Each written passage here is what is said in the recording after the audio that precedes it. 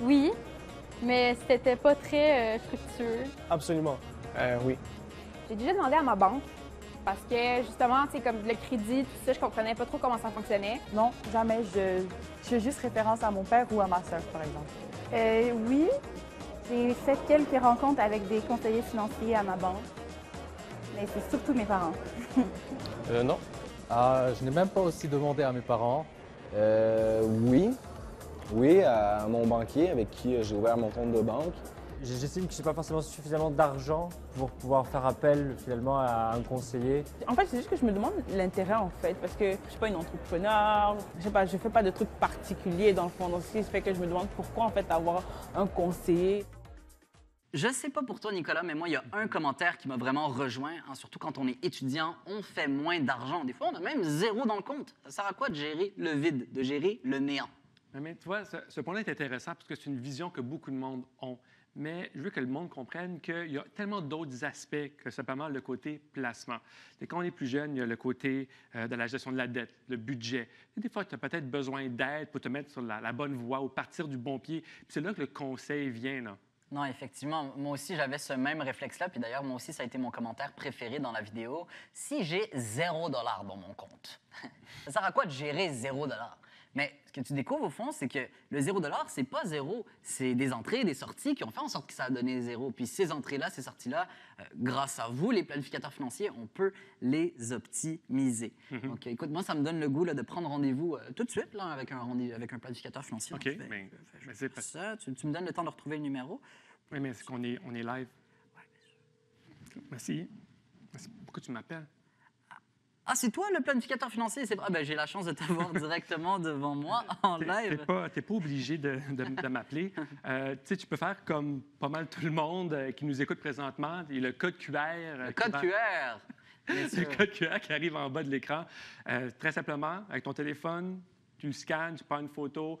Ça va t'amener à notre application Calendly pour prendre un rendez-vous. C'est peut-être plus facile que d'appeler quelqu'un pendant qu'il est en Facebook Live. Les codes QR, c'est vraiment à la mode dans ces derniers temps. Peu importe où tu vas, les menus dans les restaurants, partout, les codes QR, c'est super à la mode. On adore. D'ailleurs, ça donne le goût de voir plus souvent un conseiller financier. Et ça m'amène à ma prochaine question. La fréquence pour aller voir un conseiller financier. Est-ce que ça devrait être une fois par année? Une fois par semaine? 52 fois par quadrilatère de panthère de... Ce que je dis fait aucun sens? Écoute, c'est une excellente question. Puis la manière que je dois l'apporter, je vais te poser une question.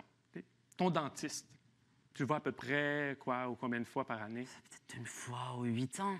Une fois 8 ans. OK, on va prendre notre exemple. Quelqu'un de normal va peut-être voir son dentiste une fois par année ou 6 mois ou 9 mois ou voir son médecin. C'est toujours recommandé de faire un examen annuel. Que tu sois en santé ou tu as des belles dents ou des caries, tu vas le voir une fois par année. C'est sûr que c'est un événement marquant. Je prends mon exemple de dentiste, tu as une carie, tu ne vas pas attendre ton prochain rendez-vous, tu vas aller prendre le rendez-vous le plus rapidement possible. C'est le même concept avec ton conseiller financier. Tu devrais au moins le voir une fois par année ou aux 2 ans, tout dépendamment. Et s'il y a un changement, un événement de vie, tu te rappelles qu'on parlait des événements de vie, changement de travail, peut-être augmentation importante au salaire, nouvelle relation, mariage, décès, enfant. Donc, c'est tous des événements qui peuvent avoir un impact financier pour toi et ou les autres personnes. Donc, la règle de base, une fois par année, une fois ou 2 ans, puis à tout événement important, c'est là que tu devrais voir quelqu'un. Mais là, tu parlais de dentiste. On choisit son dentiste, on choisit son plombier, on choisit son médecin. Mais comment est-ce qu'on fait pour choisir le bon conseiller financier? C'est une question qu'on a du public en ce moment. Ah, ça, c'est une bonne question. Puis, je dirais qu'il y a certains points qu'il faut regarder. Premièrement, quand tu vas rencontrer un conseiller financier, bien, tu vas regarder s'il détient toutes les accréditations puis les licences pour pouvoir te donner ces conseils-là. Ah, moi, je ne pourrais pas devenir conseiller demain. Non, il y a des règles à suivre, des examens à faire et des licences à obtenir. Non seulement ça, tu vas vouloir savoir peut-être aussi comment il se fait rémunérer. Pour cette personne, c'est important. Mais je te dirais, une des choses les plus importantes, c'est la confiance. Évidemment. Si tu n'arrives pas à avoir confiance à la personne avec qui tu fais affaire, ça ne marchera pas. Parce que dis-toi quelque chose. Quand tu vas...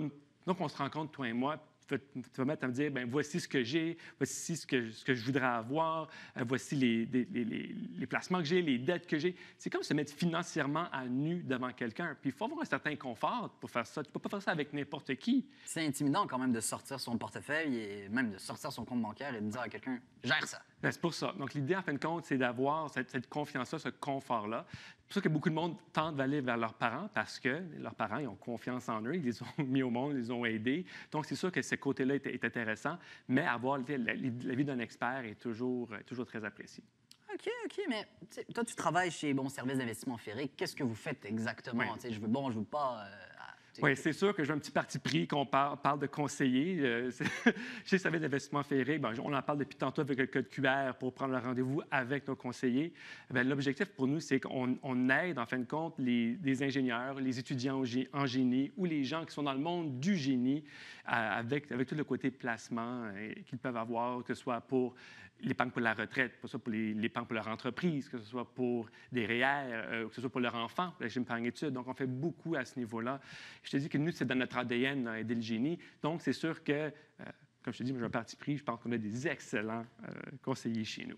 Donc, par exemple, moi, j'étudie en ingénierie, je fais mon budget sur une feuille de papier, je comprends pas trop les finances. Je devrais peut-être essayer de vous faire un petit coup de fil ou de vous faire un petit coup de QR. Je te recommande fortement de nous donner un petit coup de fil ou de prendre le